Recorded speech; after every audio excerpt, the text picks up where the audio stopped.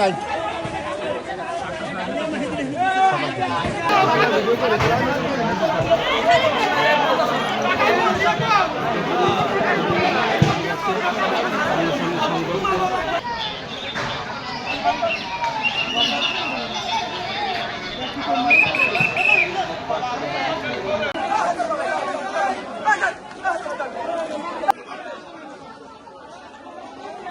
Police আসার পরে দুটি পক্ষই সরে গেছে।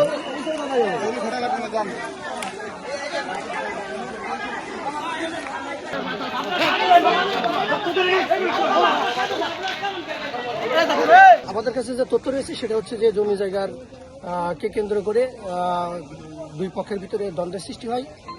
তারই জের ধরে আজকে সকালে দুই পক্ষের ভিতরে উত্তেজনা দেখা দেয়। এই সংবাদ পেয়ে আমরা থানা পুলিশ, আমি সহ আমার অফিসার ফোর্স ঘটনাস্থলে দ্রুত চলে আসি। তাই আসার পরেই স্থানীয় যারা প্রতিনিধি ছিলেন, স্থানীয় যারা সুধী সমাজের লোকজন ছিলেন, ওনারা আমাদেরকে সহায়তা করেছে। ওনাদের সহায়তায় আমরা পরিস্থিতিটা নিয়ন্ত্রণে আনতে সক্ষম হয়েছে। বর্তমানে পরিস্থিতি স্বাভাবিক রয়েছে, গাড়ি চলাচল স্বাভাবিক আছে। আপনারা দেখছেন পরিবেশ সম্পূর্ণ।